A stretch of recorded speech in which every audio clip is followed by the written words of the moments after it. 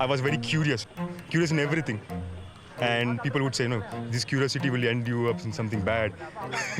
What's going to happen more? You get losses, that's it. Just do it. You have an idea, just don't keep it with you. Just try it out. If you're successful, it's a lottery. Otherwise, no problem, go on. You will get more ideas. In ancient history, there's a type of steel material called as Damascus steel. Okay, so in Greece and in India and in Iran, most of the temples used to employ this type of steel. Many researchers have found that this steel is 10 times stronger than the normal steel. It means a sword of a steel can cut a normal steel. This steel has got carbon nanotubes within it.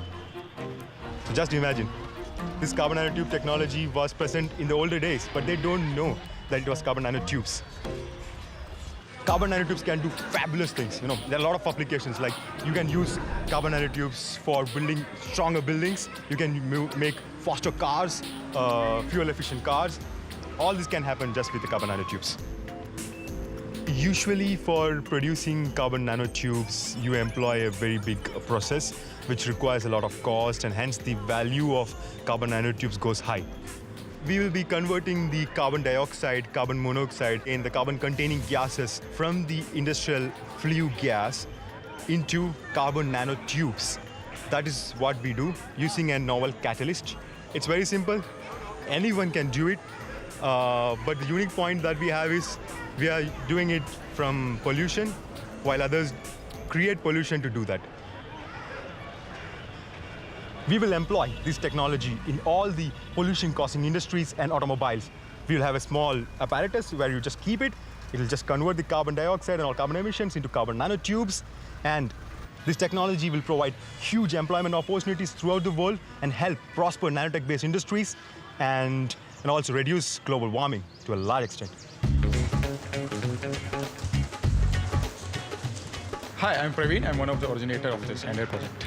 I'm Sangeet Pillai. I'm the architecture and structural design consultant for this project. I'm Kaushik Mahadevan. I'm working on the simulation and design part. I'm Sachin Mittal. I'm an electronics engineer. I'm Gaurav. I'm an electronics engineer. I am Venkatesh.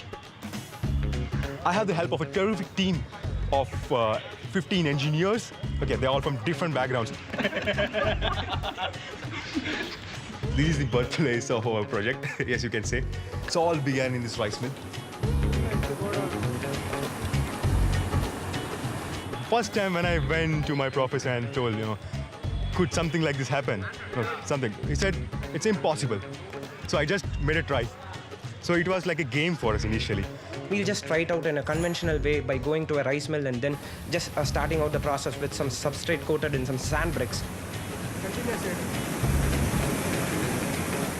We just brought our first catalyst, just exposed the catalyst in this big furnace in a very crude manner, and just converted the carbon dioxide and carbon emissions into carbon nanotubes.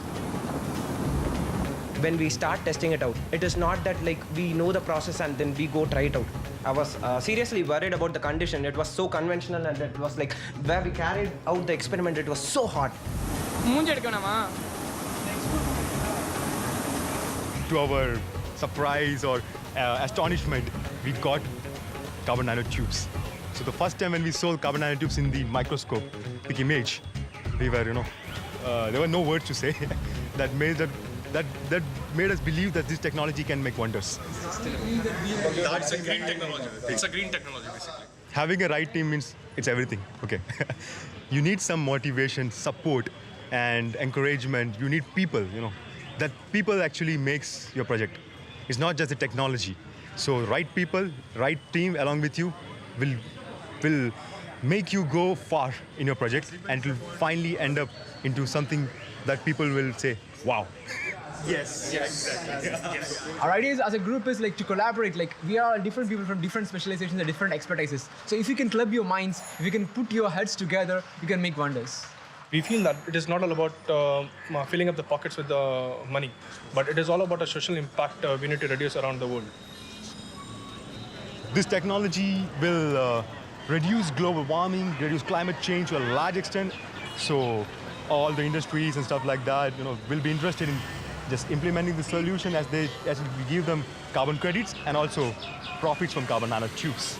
And as a human being, I personally feel that it's we should have respect towards our environment and thereby do something that can mitigate the global warming and climate change effects that we're facing now. With respect to my process, sustainability means everything. You're just not using the waste pollution, you're using the waste heat that also is produced in the industrial furnace. So you are converting entirely the pollution into a very useful commodity. So it's sustainable in all respects. The entire process from the start to the end is sustainable. The main use of this CNT is that we can use this CNT mainly in the industries like car industry and all, so that we can reduce the impact if an accident happens, and if the body of the car is made using CNTs and all, the impact can be reduced so that the driver who is sitting inside the vehicle can be saved. This could provide a huge employment opportunity to everyone in this world, and this will help prosper nanotech-based industries to a large extent. This technology will provide, if used in a large scale, will provide millions of employment to many people. And also, these products will help develop many initial small nanotech-based industries to become multinationals. I would like to just know that there's some technology like this, and I would like everyone to just try this out in their places so that, this could mitigate the real global pollution and stuff like that, because pollution is not something that is local to some place. If you have to make something a real impact, you have to use the technology throughout the globe.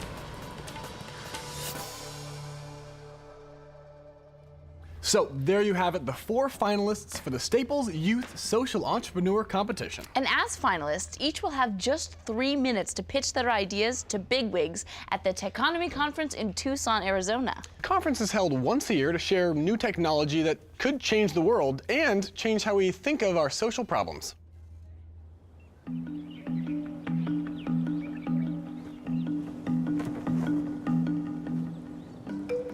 Techonomy is a conference that aims to explore and explain why technology is becoming so central to our lives and what that means for the future.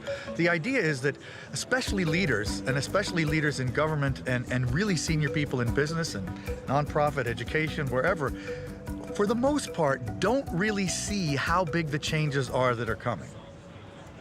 No matter what you do, no matter what you think about, here is why you should be thinking even more about technology's impact on that than you already do. I'm actually really excited about it. There's going to be this opportunity to meet so many different people who are working, at the intersection of technology and economy, which is what the conference is all about. It's more about meeting interesting people and meeting other fellow participants. I realized this was such a great opportunity for me to showcase my ideas and showcase my organization on a more national stage. It's a conference full of entrepreneurs. It's a conference full of technocrats. It's a conference full of people who believe in something to do something great. So being with them it's a dream come true. Well, the Techonomy Conference is really aimed to educate everybody about why technology is becoming more important in every single thing that people do. As an aspiring social entrepreneur, it will be really important for me to actually talk to all of these people who have that business experience and that real world experience that I don't have yet and that I'm still looking for. I really like to think of myself as an aspiring social entrepreneur. Bill Drayton, the founder of Ashoka, came up with the concept of social entrepreneurship back in the 80s, and it's really about promoting business ideas that can be sustainable and really promoting the use of scalable technologies. Our central goal is how do we help society become everyone a change-maker society. So young people practicing being change-makers is critical for that. At this conference, business leaders will learn of innovative new ideas and how those ideas will impact our future. It's the perfect place to pitch an idea that could change the world. And the winner of this competition will win an around-the-world tour with Ashoka. Winning could mean taking their technology venture global. It's a good thing our finalists had a couple days to prepare. Yeah, because the rehearsals were a little rough. Should I start? The first rehearsal we had was, for the most part, a pretty big disaster. Partly because they were unorganized, they didn't really have everything down yet. Blood is always... Okay. So, Karthik is the one that's the most nervous. Karthik has never talked in front of an audience before. And on Monday morning, we're gonna have close to 300 people plus live streaming, and it's a huge stage with 2 screens. He's nervous, and I'm nervous for him. He's working really hard. Karthik, he's also coming from India, and dealing with giving a presentation to an English-speaking crowd, we want to make sure that his PowerPoint isn't pushing him too much, that he can slow down a little bit and really emphasize what's on his slides and create a relationship with the audience. And I think that's going to be a really hard thing for some of our international participants. So you have 40 seconds to spare. I mean, do you know how you want to end it? I just missed a couple of sentences. Okay. If you feel comfortable, I mean, Karthik right now does not have an ending to his speech, and we really need to work on that because he needs to woo them. He needs to hook them at the end. Okay. Do you have the remote? Oh, there we go. The upcoming conference is extremely exciting, but I'm still a little nervous about the pitch because I know it's only going to be 3 minutes and I know I have so much to talk about and so much to say. So condensing that into like 3 minutes is going to be a big challenge, and I'm a little nervous about that. We identified that there was a lack of Vineet, he's looking really good. You know, he had a lot of slides up there, but he really has a very strong personal story with why he's doing what he does. And I think that will bode really well with some of the participants and some of the audience gatherers as well.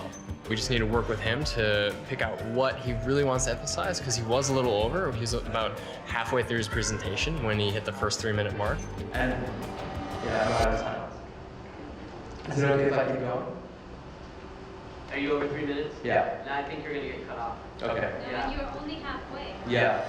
Tonight we're just going to boil down what slides he actually wants to show and make sure that he feels comfortable with the presentation he's making. We're just here to help. We don't want to change their presentations. We want them to feel comfortable with what they're doing.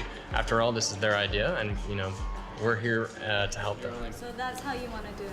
Yeah, you're only 8 seconds over, so that's good. So we'll get to practice later today too.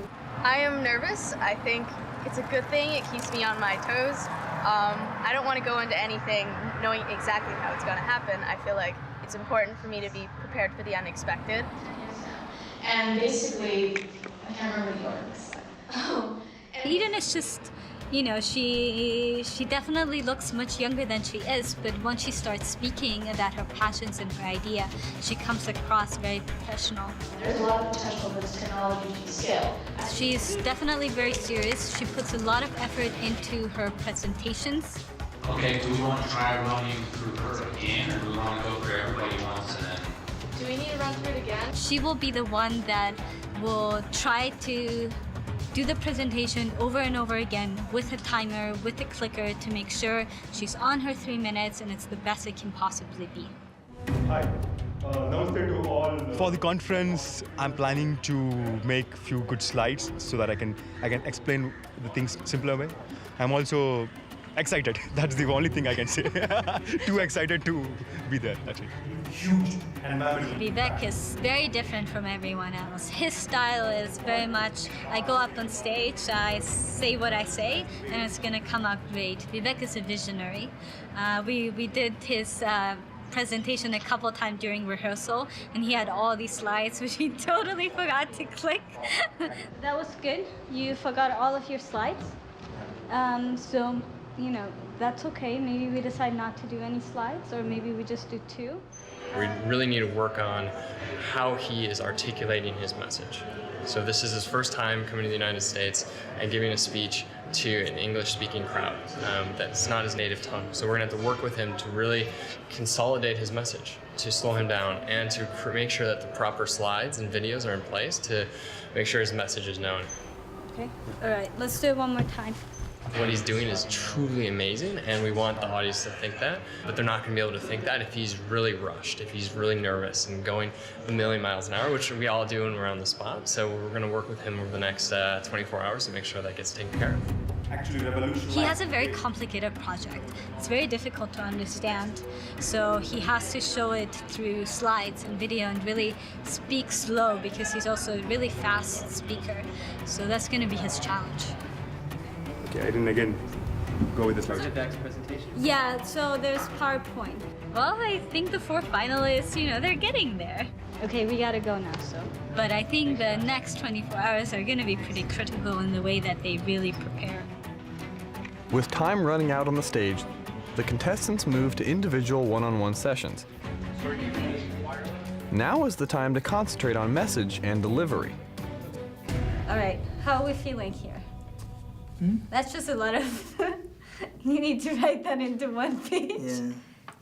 Do you want to try it at least one time now with a new text? I never gave a public talk before, so this is the first time I'm going to do it.